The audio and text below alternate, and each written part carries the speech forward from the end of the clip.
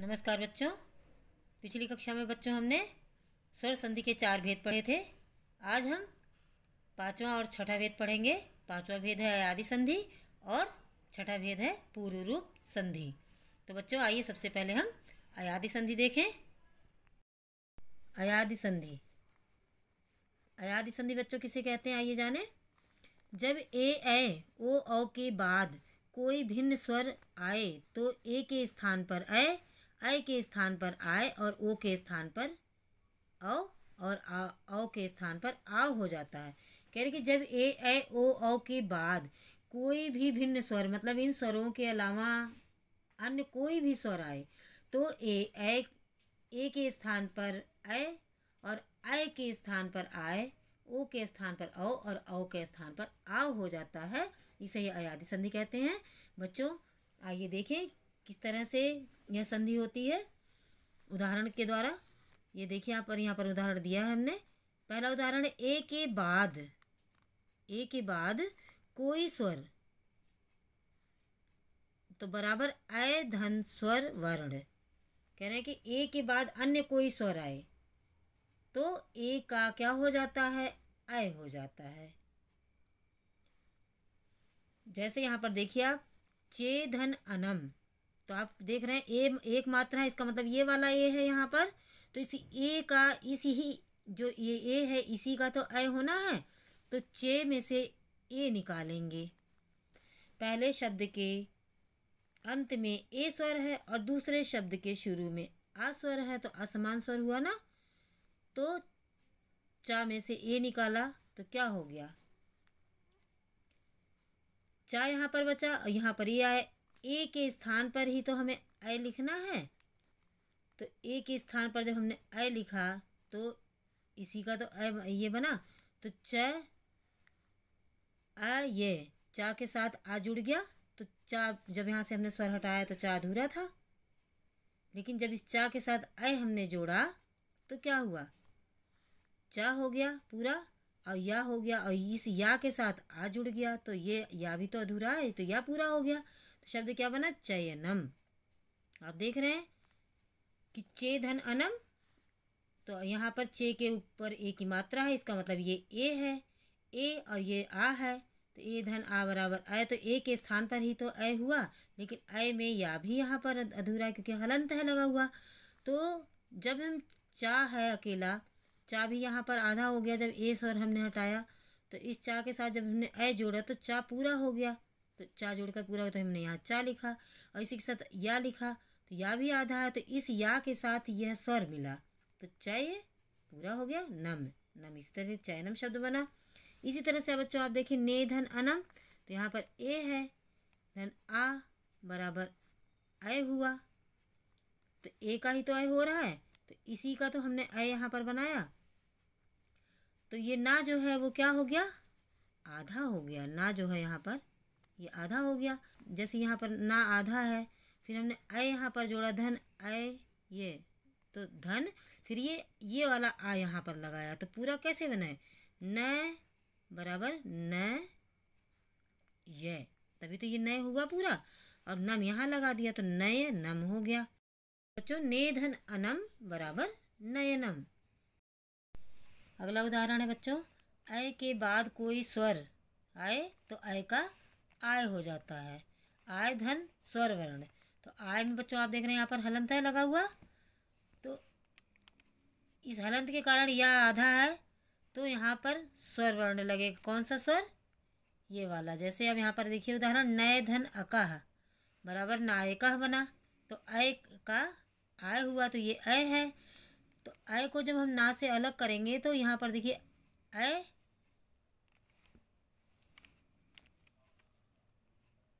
ऐ धन आ आया। तो ना से हमने ऐ को अलग किया तो यहाँ क्या हो गया, ना जो है वो क्या हुआ, आधा हो गया। उसके बाद ऐ का आय हुआ, आय। तो ना के साथ हमने यहाँ पर प्लस किया आय, तो ना में आ मिला तो ना हो गया। और या आधा है तो या के साथ हम कौन सा स्वर लगाएंगे, आ। तो ये या भी पूरा हो जाएगा। तो क्या बनेगा फिर यहाँ पर? ना ये, इस तरह से बना ना ये कह शब्द बना। तो आप देख रहे हैं कि ना अक्षर से हमने, ना वर्ण से हमने अय को अलग किया, तो ना जो है वो आधा हो गया। उसके बाद हमने अय का आय होता है, इस अय का ही तो ये आय हुआ, अय का आय हो गया। उसके बाद आय में भी आप देख रहे हैं या के नीचे हलंत है, तो ये आ आधा है। तो यहाँ पर ना के साथ ये आ मिला तो ना पूरा हो गया, तो ना पे आ की मात्रा ना हमने यहाँ पर लिख दिया। और या आधा है तो इस या आधे या वर्ण को पूरा करने के लिए हमने इस स्वर को इसमें मिलाया, तो यह पूरा हो गया। और कहा है इसी तरह से लिख दिया, तो नाय का शब्द बना। इसी तरह से दय धन अकह बराबर दाय कहा, तो दा में से अय अलग किया, उसी तरह से है बिल्कुल। अय धन आ बराबर अय का क्या हो गया? आय। यहाँ पर भी आय हुआ, तो यहाँ पर हमने आय के नीचे हलंत लगाया है। अब यहाँ पे दा में से अय निकाल दिया, स्वर निकाला, तो दा जो है आधा हो गया। अब इसके साथ क्या आया? ए के स्थान पर भी ही तो आय हुआ, तो यहाँ पर आय लगाया। अब आय भी आधा है, या आधा है, तो हमने यहाँ पर आ को स्वर के आ स्वर को यहाँ या के साथ मिलाया, तो या पूरा हो गया।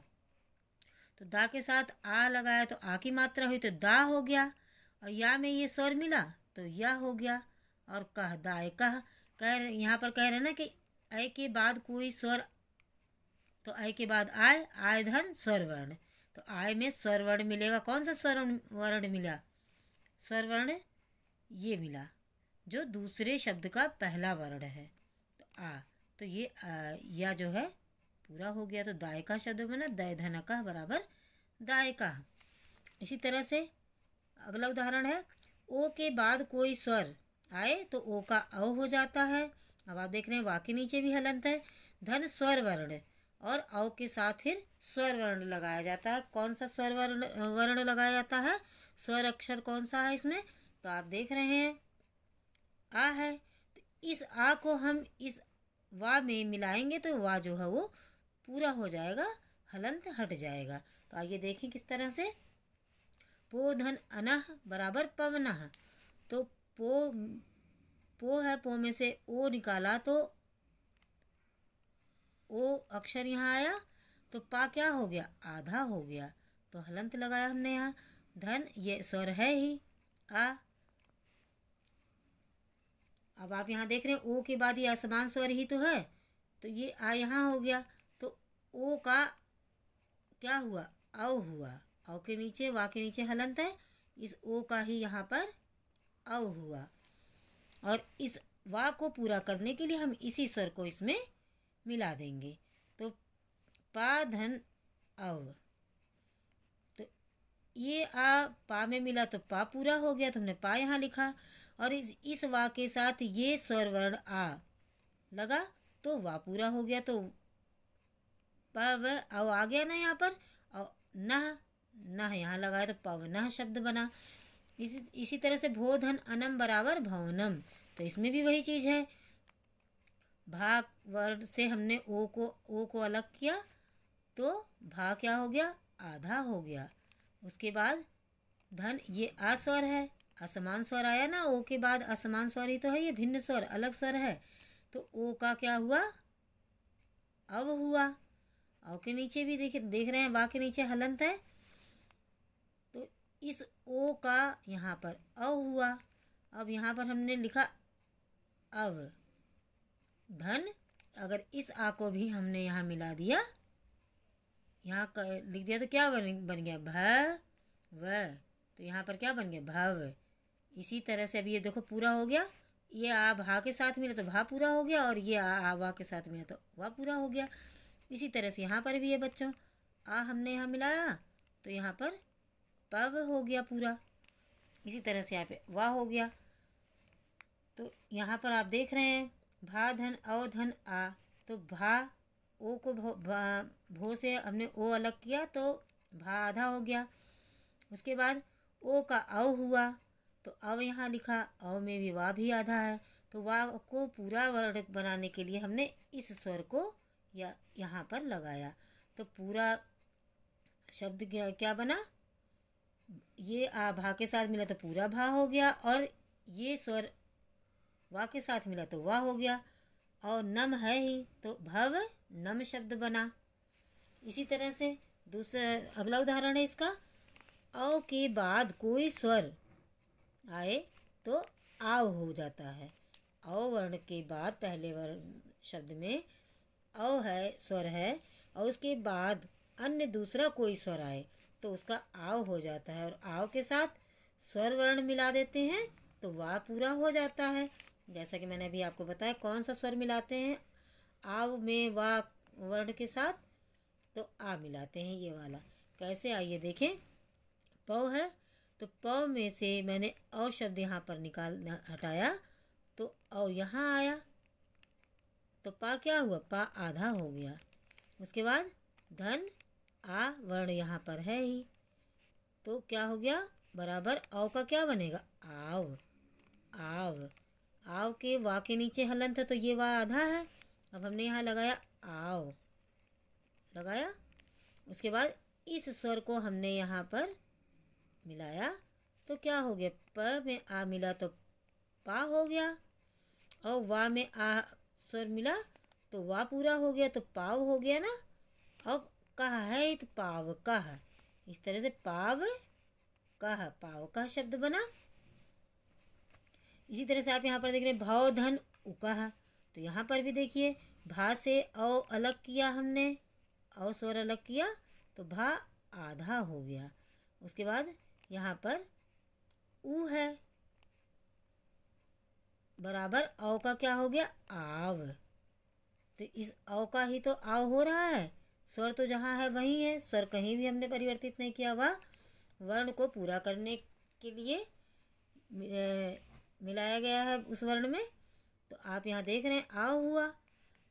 अब इस आव को हमने यहाँ रखा, आव, और ये स्वर हमने यहाँ पर ऊ, तो क्या हो गया, भा में आ मिला तो भा हो गया, और वा में ऊ मिला तो भा के साथ क्या हो गया, ऊ हो गया। ऊ को हमने मात्रा के रूप में वा के नीचे लिखा तो वा वर्ण पूरा हो गया, और ऊ की मात्रा यहाँ वा के नीचे लगा दी तो भाव हो गया। और यहाँ पर अब क्या हो गया, कह, तो भाव में कह शब्द मिलाया तो शब्द क्या बन गया, भाव कह। तो इस तरह से बच्चों अयादि संधि आपकी पूरी हुई। आशा करती हूँ आपको अच्छे से समझ में आई होगी कि किस तरह से ये हुआ है। तो आप इसे यहाँ पर देख ही रहे हैं कि मैंने आपको बताया कि भा में से औ अलग किया तो भा आधा हो गया, और औ का आव हो गया, और आव में भी वह आधा है। तो यहाँ पर हमने देखिए धन के बाद यहाँ आव लिखा, और उसके बाद इस वर्ण को हमने स्वर वर्ण को वा के साथ मिलाया तो वा भी पूरा हो गया।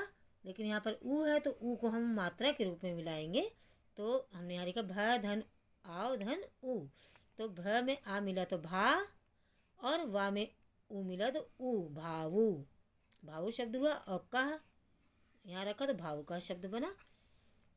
तो बच्चों मैंने आपको अयादि संधि पढ़ाया और समझाया। मैं आशा करती हूँ आपको अच्छे से समझ में आया होगा।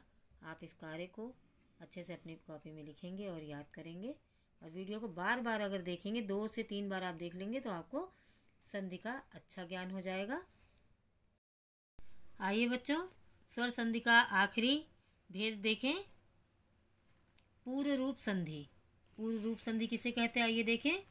जब पूर्व यानी पहले पद के अंत में ए या ओ हो और पर यानी बाद के पद के शुरू में आ आए तो आ का पूर्व रूप हो जाता है, केवल आ का संकेत रह जाता है, तब इसे पूर्व रूप संधि कहते हैं। कह रहे हैं कि जब पहले पद के अंत में यानी पहले शब्द के अंत में ए आए या ओ आए और बाद के शब्द में के शुरू में आ आए तो उस आ का पूर्व रूप हो जाता है, यानी इस तरह का चिन्ह बन हो जाता है। इसे ही बच्चों पूर्व रूप कहते हैं। आ कह रहे हैं कि केवल आ का संकेत रह जाता है, आ जो हो संकेत के रूप में रह जाता है और इसे ही पूर्व रूप संधि कहते हैं। बच्चों इस संकेत को अवग्रह चिन्ह भी कहते हैं। आइए उदाहरण देखें। जैसे यहाँ पर उदाहरण देखें, ए के बाद आ आए तो आ का क्या हो गया, पूर्व रूप हो गया। यहाँ पर देखिए हरे धन औ, तो आप यहाँ पर क्या कहा है कि पहले पद के अंत में यानी पहले शब्द के अंत में क्या आया है, ए आया है, और दूसरे पद के शुरू में यानी दूसरे शब्द के शुरू में आ आया है, तो इस आ का ही पूर्व रूप हो जाएगा। तो यहाँ पर आप देख रहे इसी आ को तो हमने इस पूर्व रूप में लिखा, संकेत के रूप में लिखा, तो हरे और आ के स्थान पर क्या हो जाएगा, यह संकेत लिख दिया जाएगा हरेव, इसको बोलेंगे हरेव। इसी तरह से ग्रामे धन अस्मिन, तो ग्रामे में भी आप देख रहे हैं पहले शब्द के अंत में ए आया है और दूसरे शब्द के शुरू में आ आया है, तो इस आ को हम किस रूप में लिखेंगे, संकेत के रूप में अवग्रह चिन्ह यहाँ पर बनाएंगे इस आ के लिए। तो शब्द क्या बना हमारा, ग्रामे, और इस आ का को हमने अवग्रह चिन्ह के रूप में लिखा, तो ग्रामे अस्मिन शब्द बना। इसी तरह से बच्चों ओ के बाद आ आए तो भी आ का पूर्व रूप हो जाएगा। तो कह रहे हैं कि पहले शब्द के अंत में ओ आए, तो यहाँ पर देख रहे हैं का के साथ ओ आया है, ओ आए, और दूसरे शब्द के शुरू में आ आए, तो दूसरे शब्द के शुरू में आ आया है, तो इस आ का क्या होगा, यही तो बनेगा। इस आ को हम इसी रूप में तो लिखेंगे। तो बच्चों यही संकेत है, इसे ही अवग्रह चिन्ह कहते हैं। बस केवल आपको आ के स्थान पर इस चिन्ह को बना देना है। तो को धन अपि बराबर को यपि, आप देख रहे हैं इस आ को ही हमने यहाँ पर संकेत, आ का संकेत का जो चिन्ह है उसे हमने यहाँ बना दिया है। साधो धन अत्र, तो यहाँ पर भी आप देख रहे हैं साधो, तो पहले शब्द के अंत में ओ आया और दूसरे शब्द के शुरू में आ आया, तो इसी को हमने, इस आ को ही हमने इस चिन्ह के रूप में परिवर्तित कर दिया। आप देख रहे हैं इसी तरह से इसमें भी है, और यही चीज़ हमने यहाँ पर भी बनाकर आपको बताई है। तो साधो के बाद आ का इस चिन्ह के रूप में परिवर्तित आ को कर देंगे, तो साधो यत्र शब्द बना। तो बच्चों आपकी पूर्व रूप संधि के साथ स्वर संधि के 6 भेद यानी 6 प्रकार पूरे हुए। तो बच्चों आप इस कार्य को अपनी कॉपी में लिखेंगे और अच्छे से याद करेंगे, वीडियो को देखते हुए बार बार समझेंगे, तब आपको संधि अच्छे से समझ में आएगी। और इसी उम्मीद के साथ कि मैंने संधि आपको समझाया, स्वर संधि के 6 भेद आपको पढ़ाए, आपको अच्छे से समझ में आया होगा। इसी के साथ धन्यवाद।